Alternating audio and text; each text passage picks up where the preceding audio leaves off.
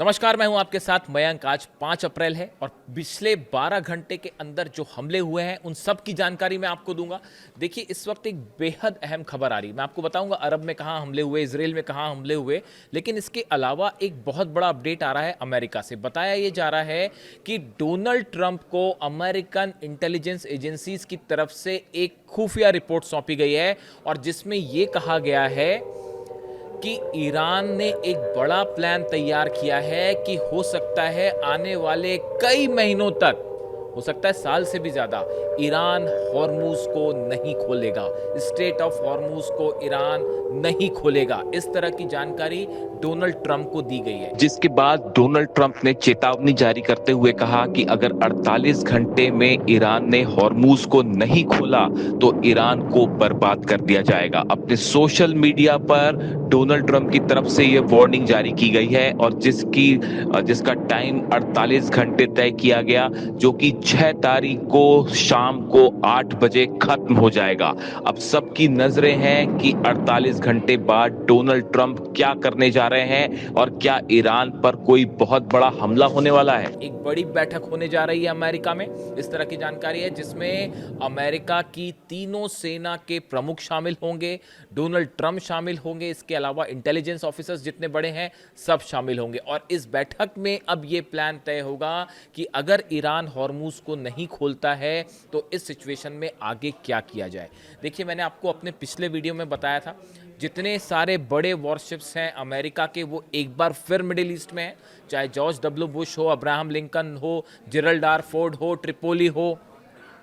इसके अलावा Diego Garcia में एक बड़ी प्रैक्टिस चल रही है। बड़ी संख्या में अमेरिकन सोल्जर्स मौजूद हैं जो हॉर्मूज में कैसे ग्राउंड ऑपरेशन किया जाए इसकी तैयारी कर रहे हैं। अब ऐसे में सवाल ये है कि जो ये रिपोर्ट सामने आई कि ईरान हॉर्मूज नहीं खोलेगा, इस पे अमेरिका का अब अगला कदम क्या होगा। देखिए, आप चाहे आसमान की बात करें, चाहे ज़मीन की बात करें, चाहे समंदर की बात करें, तीनों ही एरियाज में अमेरिका की सेना को ज़बरदस्त झटके लगे हैं एक महीने के अंदर। अगर आप एयरप्लेन्स की बात करें, फाइटर जेट्स की बात करें, तो आपने देखा ही कि किस तरह से जो है वो धड़ाधड़ अमेरिकन प्लेन्स गिर रहे हैं। और जो ईरान का जो नया डिफेंस सिस्टम है जिसको लेकर मैंने वीडियो बनाया था, माजिद, उसने जो है सच मायने में अमेरिकन एयरफोर्स के सामने वो चुनौती खड़ी कर दी है जो शायद सेकेंड वर्ल्ड वॉर के बाद पहली बार इतना बड़ा चैलेंज अमेरिकन एयरफोर्स को मिला। ना इराक वॉर में मिला, ना अफगानिस्तान वॉर में मिला, ना ही कहीं और मिल पाया। लेकिन ये पहला मौका होगा सेकेंड वर्ल्ड वॉर के बाद जब अमेरिका के जेट्स इतनी बुरी तरह से क्षतिग्रस्त हो रहे हैं, प्रभावित हो रहे हैं। तो आप देखिए, आसमान वाली जंग जो है उसमें ईरान भारी पड़ता दिखाई दे रहा है। अगर आप ग्राउंड ऑपरेशंस की बात करें, अमेरिका ईरान में कदम नहीं रख पा रहा, हॉर्मूज पर ग्राउंड ऑपरेशन करने की हिम्मत नहीं जुटा पा रहा। और जो नई इंटेलिजेंस रिपोर्ट है वो ये कह रही है कि अगर आपने यहाँ पर सेना भेजी और ग्राउंड ऑपरेशन किया तो उसका नतीजा होगा आप घेर लिए जाएंगे। ईरान की जो सेना है उसने एक मल्टी लेवल तैयारी कर रखी है। मैं एक वीडियो में अलग से आपसे बात करूंगा कि ईरान की क्या तैयारी है, लेकिन अगर ग्राउंड ऑपरेशन होता है तो आप वहाँ पर भी हारेंगे। समंदर में आप देखिए जिस तरह से जहाज जो है, बड़े बड़े वॉरशिप्स अमेरिका के करीब गए ईरान के, लेकिन वो वापस आने शुरू हो गए। चाहे वो अब्राहम लिंकन हो, चाहे जेरल्ड आर फोर्ड हो, उस पर तो सीधा अटैक तक हुआ और आग लग गई उसमें। ऐसी हालत में समंदर में भी जो है वो ईरान भारी पड़ रहा है। और अगर आप बात करें सरफेस टू सरफेस वॉर की, तो आप जान ही रहे हैं कि किस तरह से खुर्रम शहर और फतेह 2 और सेजल और इमाद और कदर, लंबी लिस्ट है ईरान की मिसाइल्स की जिसने तबाही मचा रखी है। यानी डोनाल्ड ट्रंप तीनों ही जंग में हार रहे हैं, चाहे वो समंदर की जंग हो, चाहे ज़मीन की जंग हो, चाहे आसमान की जंग हो।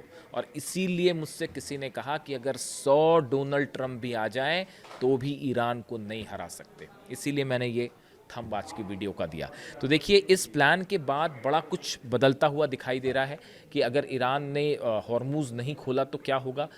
अगर किसी तरह का ऑपरेशन होता है, देखिए आप अगर हमलों की बात करें, ओरेकल बिल्डिंग पर हमला, इंटरनेट सिटी पर हमला, अगर आप दुबई की बात कर लें, यूएई में लगातार हमले हो रहे हैं। और चुन चुनकर आईटी फर्म्स को निशाना बनाया जा रहा है, इंफ्रास्ट्रक्चर को निशाना बनाया जा रहा है, अमेरिका के जो जुड़े ठिकाने हैं उनको निशाना बनाया जा रहा है। फुजेरा पोर्ट पर क्या हुआ आपने देखा, यानी यूएई लगातार निशाने पर है और अब हिट हो रहा है बिजनेस सेक्टर, इकोनॉमी सेक्टर। और इसका अभी तक मैं एक रिपोर्ट पढ़ रहा था, उसमें ये कह दिया गया है कि अभी तक जितना नुकसान हो चुका है अरब देशों को, उसको वापस आने में ही 5 साल, उसकी भरपाई करने में 5 साल लगेंगे। चाहे वो दुबई हो, चाहे अबू धाबी हो, चाहे सऊदी हो, जॉर्डन हो, बहरीन हो, कतर हो, ये सब को नॉर्मल इकोनॉमिक फंक्शंस करने में 5 साल लगेंगे। नॉर्मल होने में इतनी मिसाइल्स पड़ चुकी हैं अभी तक, अभी 1 महीने की जंग हुई है। इसके अलावा सऊदी में भयंकर अटैक हुआ है, एक बार फिर से अमेरिकन बेसिस पर मिसाइल अटैक हुआ है, जिसकी तस्वीरें भी हैं। यानी देखिए सऊदी में इसमें हालांकि मैंने मेरे एक मित्र हैं, वो यूएई में रहते हैं, उनसे मेरी चर्चा हो रही थी, तो वो इस बात को लेकर उनका ये पॉइंट ऑफ व्यू था, जो उन्होंने ये कहा कि देखिए सऊदी से ज़्यादा हमले यूएई पे हुए हैं और दोनों के हमलों का नेचर थोड़ा सा अलग है। अगर आप देखें सऊदी में जो निशाना बनाया जा रहा है वो अमेरिकन बेसिस को निशाना बनाया जा रहा है, अमेरिका की सेना से जुड़े इंस्टॉलेशंस पर ज़्यादा हमले हो रहे हैं, उस एयरपोर्ट पर हमले हो रहे हैं जहां अमेरिकन सोल्जर्स हैं, या फिर ऐसे ठिकानों पर जो मिलिट्री बेस है बाय एंड लार्ज। लेकिन यूएई पे हमले कहाँ पे हैं, ओरेकल पर हमला हो रहा है, जो आईटी फर्म्स हैं उनको निशाना बनाया जा रहा है, इंडस्ट्रियल एरिया को निशाना बनाया जा रहा है, इंडस्ट्रियल हब्स को निशाना बनाया जा रहा है।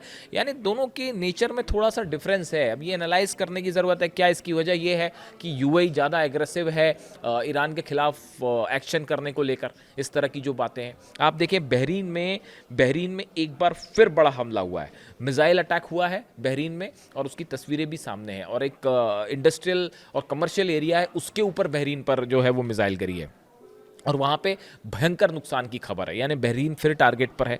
इसके अलावा आप बात करें कुवैत की जो मीना अल अहमदी रिफाइनरी है, इस पर मल्टीपल स्ट्राइक्स हो रही हैं। यानी एक बार खबर आई, एक्चुअली कल सुबह का समय ये खबर आई थी कि मीना अल अहमदी रिफाइनरी पर जो है ड्रोन अटैक हुआ है और वहाँ आग लग गई है, और कल शाम होते होते यानी 4 अप्रैल की रात होते होते फिर से ये खबर आ गई कि कुवैत की रिफाइनरी पर फिर हमला हो गया। ये जो हमले हो रहे हैं लगातार 6 देशों पे भयंकर, और इराक में तो पता ही है आपको हाल क्या है बगदाद का। तो ये जो हमले हो रहे हैं ये जवाब है उन हमलों का जो तेहरान पर किए जा रहे हैं। तेहरान में ईरान में भयंकर बमबारी हो रही है। देखिए पुलों पर निशाना बनाया जा रहा है, यूनिवर्सिटीज़ पर निशाना बनाया जा रहा है, अस्पतालों पर निशाना बनाया जा रहा है। ऐसा लगता है कि एक जो ये अगर ये पायलट वाला कांड नहीं होता, अमेरिका के 5 जेट्स जो गिरे अलग अलग हेलीकॉप्टर समेत, अगर ये ना गिरे होते और खासकर वो पायलट ना गायब हुआ होता, तो शायद ये हमले और कहीं ज़्यादा हो गए होते। ये जो इजराइल की तरफ से 2 स्ट्राइक थोड़ी कम की गई, उसकी वजह ये थी कि अमेरिका वहाँ पर खोज रहा था अपने पायलट को, इस चक्कर में इजराइल की तरफ से हमले कुछ कम हुए कल, वरना ईरान पे ज़बरदस्त बमबारी हो रही है। और ये जो हमले इजराइल और अमेरिका की तरफ से हो रहे हैं, आप देखें आम जनता को हिट किया जा रहा है वहाँ पे। यानी ऐसा लगता है कि युद्ध में इससे घटिया स्तर पर कोई और नहीं जा सकता। हकीकत ये है, वॉर क्रिमिनल्स कह रहे हैं कई लोग, तो इस तरह की तमाम बातें हैं। कई सारे जो कानून के जानकार हैं इंटरनेशनल, उनका ये कहना है कि अमेरिका और इजराइल ने जो हमले किए हैं ये वॉर क्राइम के तहत आते हैं। जिस तरह से स्ट्राइक की गई है ईरान में और इजराइल में, छोटे छोटे बच्चों को निशाना बनाया जा रहा है। आप हालात देखिए बहुत, लेकिन उसके बाद भी ईरान जुटा हुआ है। मैं अगले वीडियो में आपको एग्जैक्ट बताऊंगा कि ईरान की क्या प्लानिंग है और ईरान अब आगे क्या करना चाहता है। लेकिन आप देखिए जो हॉर्मुज वाली फिर से एक बात है कि अब डोनाल्ड ट्रंप आगे क्या करेंगे। डोनाल्ड ट्रंप बुरी तरह से फंस गए कि अब अगर ग्राउंड ऑपरेशन करते हैं तो ग्राउंड ऑपरेशन करने के लिए उनको चाहिए अरब देशों की मदद। बिना अरब देशों की मदद के ग्राउंड ऑपरेशन नहीं हो सकता, क्योंकि आप ईरान के 1000 किलोमीटर के डिस्टेंस पर जैसे ही अमेरिकन जहाज आए, चाहे वो ट्रिपोली आए, चाहे अब्राहम लिंकन आए या जेरल्ड आर फोर्ड आए, उस पर सीधा मिसाइल स्ट्राइक्स होंगी। यानी ये डिस्टेंस आपको मेंटेन करना है। दूसरी चीज़ ये है कि अगर ग्राउंड ऑपरेशन आप करते हैं तो बिना बैकिंग के वो ग्राउंड ऑपरेशन नहीं हो सकता। लगातार इस तरह की खबरें आई। देखिए परसों रात को एक इंटरेस्टिंग खबर थी। इंटरेस्टिंग क्या खबर थी? हमलों की खबर थी। केशम आइलैंड पर बड़े बम्बार्डमेंट की कोशिश हुई, और इस तरह से कोशिश हुई कि इन आइलैंड्स के बीच में ईरान का संपर्क तोड़ने की कोशिश की गई। मूसा आइलैंड है, केशम आइलैंड है, खार्ग आइलैंड है। ये 3 जगह ऐसी हैं जिस पर कब्जा करना बेहद ज़रूरी है अगर आप हॉर्मुज को कंट्रोल करना चाहते हैं। अमेरिका की ये कोशिश है, जो बम्बार्डमेंट हो रहा है, ये इनकी लोकेशंस तय कर ली गई हैं कि कहाँ पे एक साथ B-2 बॉम्बर्स बड़ी संख्या में बम्बार्डमेंट करेंगे और उसकी आड़ लेके पैराट्रूपर्स नीचे उतरेंगे।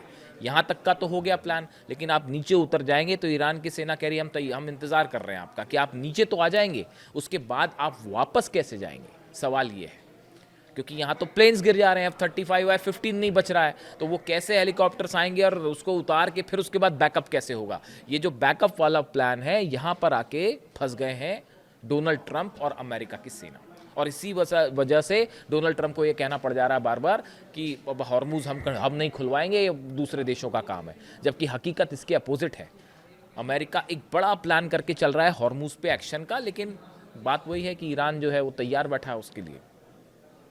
यानी आप देखें कि हॉर्मूज जो है ये ईरान की एक बहुत बड़ी जीत हो गई है हॉर्मूज में। जैसा पहले कहा जा रहा था कि अगर ये बंद हो गया और अगर एक आध साल बंद रहा तो उसके बाद आप देखिए कितना बड़ा इकोनॉमिक क्राइसिस होगा, और फिर वो उसी ओर इशारा कर रहा है कि सत्ता परिवर्तन अमेरिका में हो जाएगा, ईरान में नहीं।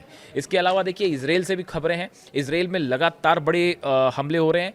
सेंट्रल इजराइल में सीधा मिसाइल्स ने हिट किया है। नेगेव में लगातार हमले हो रहे हैं। नेगेव और ऐसा लग रहा है कि डिमोना को जिस तरह से निशाना साधा जा रहा है। बुशर में एक तो हमले हुए, बुशर पे न्यूक्लियर प्लांट के बेहद करीब मिसाइल गिरी है, जिसको लेके ईरान ने IAEA से भी संपर्क किया और जानकारी दे दी गई कि ये हिट किया गया, हमारे न्यूक्लियर प्रोग्राम के पास मिसाइल गिरी है और न्यूक्लियर सेंटर के पास, और उसका नतीजा था नेगेव में भयंकर हमले किए ईरान ने और डिमोना के पास मिसाइल्स गिर रही हैं। यानी ऐसा लग रहा है कि ये परमाणु सेंटर्स के बीच जो खेल चल रहा है, ये किसी दिन एक ऐसा धमाका करेगा जिससे कुछ भी नहीं बच पाएगा। और इसको लेकर हर न्यूक्लियर साइंटिस्ट इस बात को समझ रहा है कि यहाँ क्या हो रहा है। ये डिमोना और बुशर और नतांज और इस्फहान में जो हमले हो रहे हैं और उसका इधर जो डिमोना पर हमले हो रहे हैं, इसका नतीजा किसी दिन इतना भयंकर हो सकता है कि ये सब कुछ बदल कर रख देगा। तो अब हालात ये हैं कि जंग कम होने और ख़त्म होने की बजाय पहले के मुकाबले कहीं ज़्यादा तेज हो गई है। इससे जुड़ा जो भी आगे अपडेट होगा मैं आप तक पहुंचाऊंगा। वीडियो कैसा लगा कमेंट करके ज़रूर बताइए। Thank you so much.